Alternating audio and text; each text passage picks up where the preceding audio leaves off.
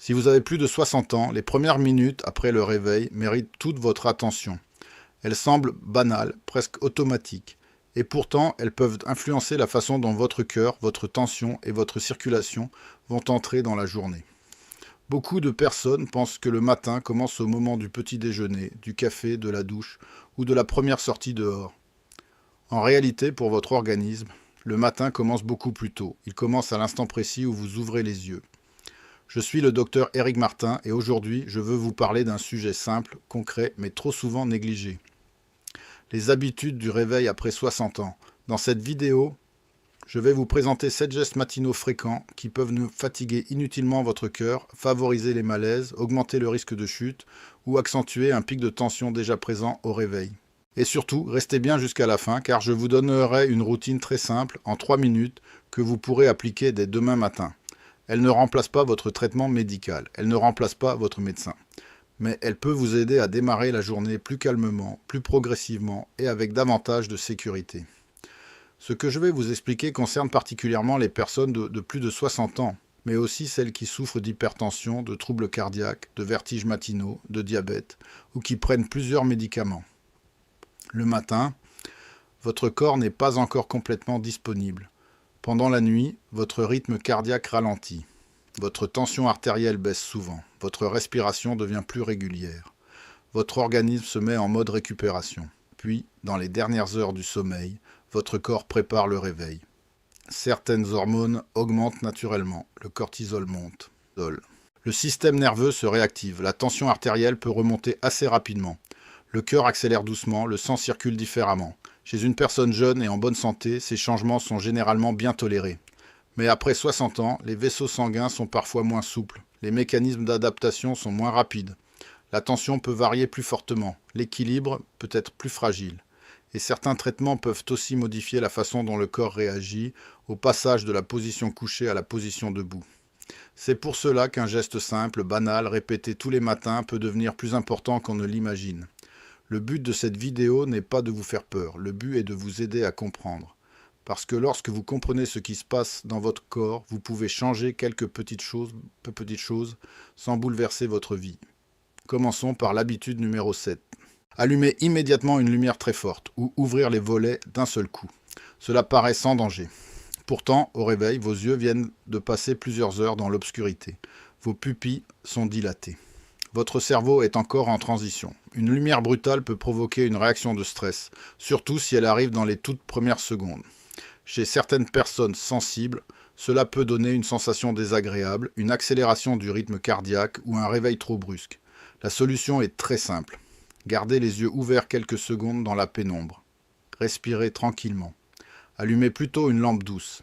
Si vous avez des volets, entr'ouvrez-les d'abord. Laissez la lumière entrer progressivement. Votre corps n'a pas besoin d'être brusqué pour comprendre que la journée commence. Il a besoin d'être accompagné. Habitude numéro 6. Boire un café fort avant même d'avoir bu de l'eau. Je sais que pour beaucoup de personnes, le café du matin est presque sacré. Il fait partie du rituel. Il réveille, il rassure, il donne l'impression de lancer la journée.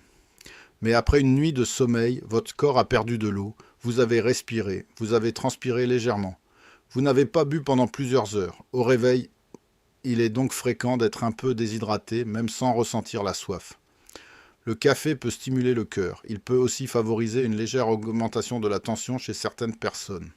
Pris immédiatement à jeun avant toute hydratation, il peut être mal toléré, surtout si vous avez déjà une tension élevée le matin. Je ne vous dis pas d'arrêter le café, je vous dis simplement de le replacer au bon moment. Avant le café, prenez quelques gorgées d'eau, de l'eau à température ambiante, ni glacée ni brûlante. Buvez lentement, attendez un peu. Puis prenez votre café si vous le souhaitez, en respectant les recommandations de votre médecin. C'est un petit changement, mais pour votre organisme, c'est une transition beaucoup plus douce. Si cette vidéo vous aide déjà à regarder votre réveil autrement, pensez à vous abonner à la chaîne et à activer la cloche. Vous recevrez les prochains conseils santé simples, concrets et pensés pour votre quotidien. Habitude numéro 5, se lever d'un seul bond. Beaucoup de personnes ont gardé cette habitude depuis leur vie active. Le réveil sonne. On se redresse vite. On pose les pieds au sol. On part immédiatement. Pendant des années, cela peut sembler normal. Mais avec l'âge, le passage brutal de la position couchée à la position debout peut provoquer une baisse de tension. On appelle cela une hypotension orthostatique. Le sang descend vers les jambes, le cerveau reçoit temporairement moins de sang. Vous pouvez ressentir un vertige, une faiblesse, une vision floue ou une impression de malaise. Chez certaines personnes, cela peut provoquer une chute. Et après 60 ans, une chute n'est jamais un détail. Elle peut entraîner une fracture, une perte de confiance, une hospitalisation et parfois une perte d'autonomie. La correction est simple. Ne vous levez pas immédiatement. Tournez-vous doucement sur le côté. Redressez-vous lentement. Asseyez-vous au bord du lit. Posez les pieds à plat au sol. Attendez quelques instants. Respirez. Bougez doucement les chevilles. Puis seulement ensuite, levez-vous. Votre corps a besoin de quelques secondes pour ajuster la tension, la circulation et l'équilibre. Ces secondes ne sont pas perdues. Elles vous protègent. Habitude numéro 4. Forcez aux toilettes dès les premières minutes. C'est un sujet délicat, mais il est important. Beaucoup de personnes ont une routine intestinale très matinale. Elles se lèvent, vont aux toilettes et veulent tantôt que tout se passe vite. Le problème apparaît quand il faut pousser fortement. Quand vous bloquez votre respiration et que vous forcez, la pression dans la poitrine et l'abdomen augmente. Le cœur travaille différemment. La tension peut varier brutalement. Chez une personne fragile, constipée, hypertendue ou ayant des antécédents cardiaques, cet effort peut être mal toléré. La solution n'est pas de vous inquiéter à chaque passage aux toilettes. La solution est d'éviter de forcer. Hydratez-vous suffisamment dans la journée. Mangez des fibres si votre médecin vous y autorise. Bougez régulièrement. Ne restez pas trop longtemps assis aux toilettes. Si rien ne vient, ne forcez pas. Levez-vous. Marchez un peu. Revenez plus tard. Et si la constipation devient fréquente, parlez-en à votre médecin. Ce n'est pas un sujet honteux. C'est un vrai sujet de santé. Habitude numéro 3. Prendre une douche froide immédiatement au réveil. Depuis quelques années, les douches froides sont très populaires. On leur attribue de nombreux bienfaits. Certaines personnes disent qu'elles donnent de l'énergie, qu'elles renforcent le mental, qu'elles réveillent la circulation. Mais ce qui peut être toléré par un adulte jeune et entraîné ne convient pas forcément à une personne de plus de 60 ans, surtout au réveil. L'eau froide provoque une contraction rapide des vaisseaux sanguins. Le cœur doit s'adapter. La respiration peut se bloquer. La tension peut monter. Et si cela arrive dans les toutes premières minutes du matin, alors que le corps est déjà en train de passer du repos à l'activité, la charge peut devenir trop importante. Je ne dis pas que personne ne doit jamais prendre de douche froide. Je dis qu'après 60 ans, il faut être prudent.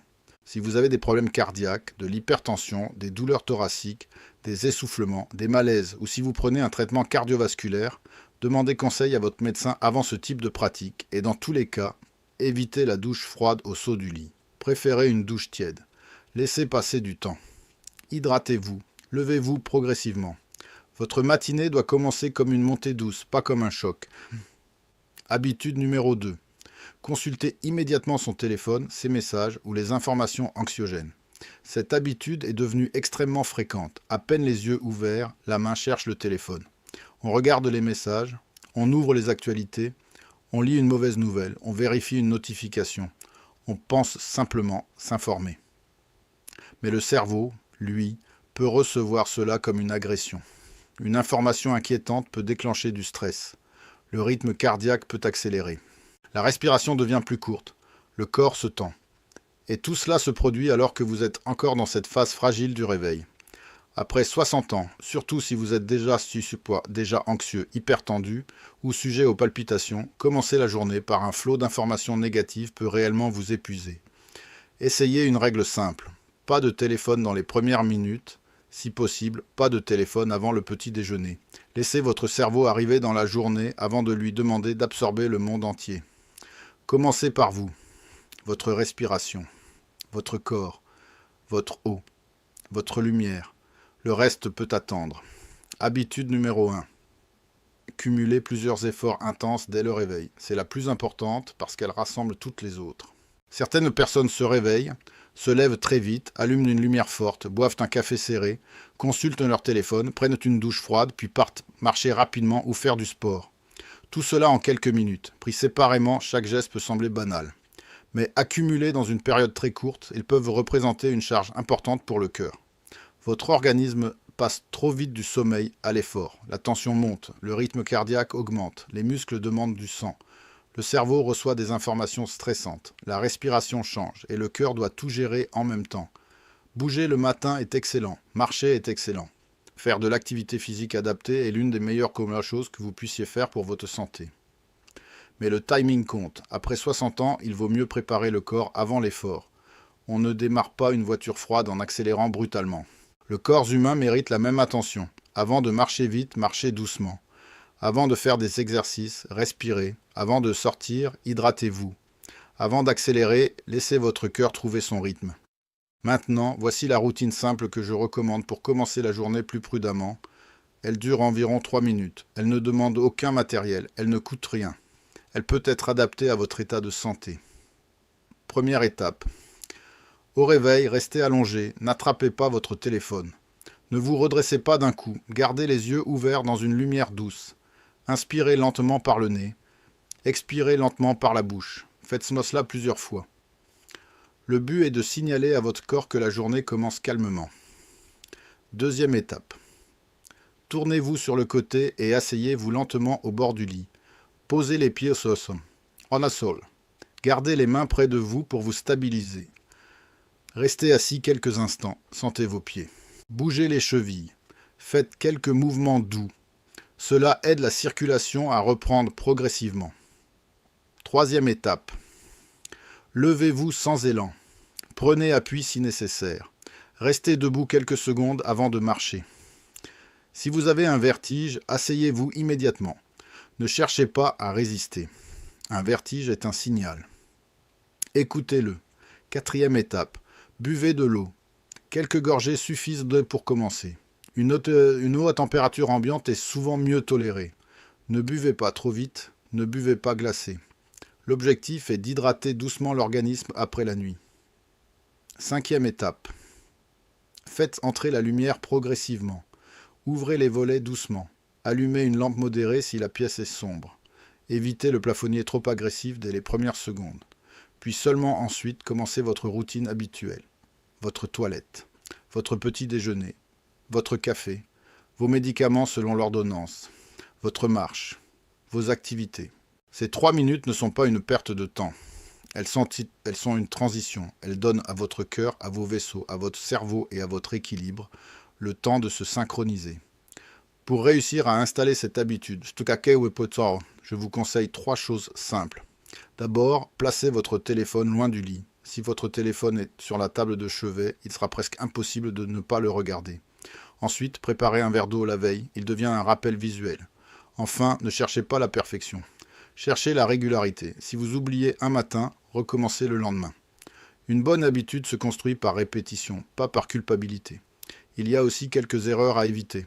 La première erreur est de vouloir en faire trop. Certaines personnes ajoutent maintenant des exercices, des étirements compliqués, une longue méditation ou une séance sportive. Ce n'est pas nécessaire. Les 3 premières minutes doivent rester simples. La deuxième erreur est de penser que cette routine remplace les médicaments.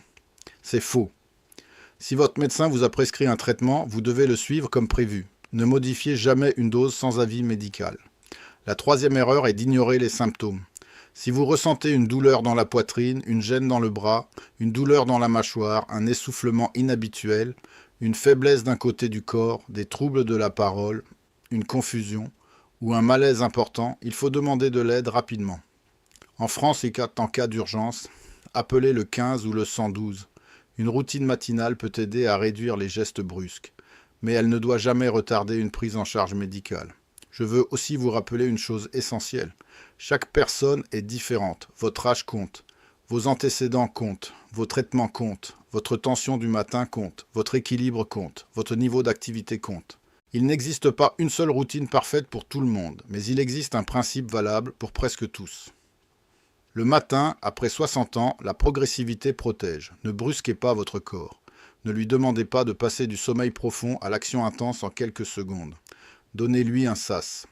Donnez-lui un rythme. Donnez-lui ces 3 minutes. Imaginez maintenant votre réveil de demain. Vous ouvrez les yeux. Vous ne bougez pas tout de suite. Vous respirez. Vous laissez la lumière venir doucement. Vous vous asseyez.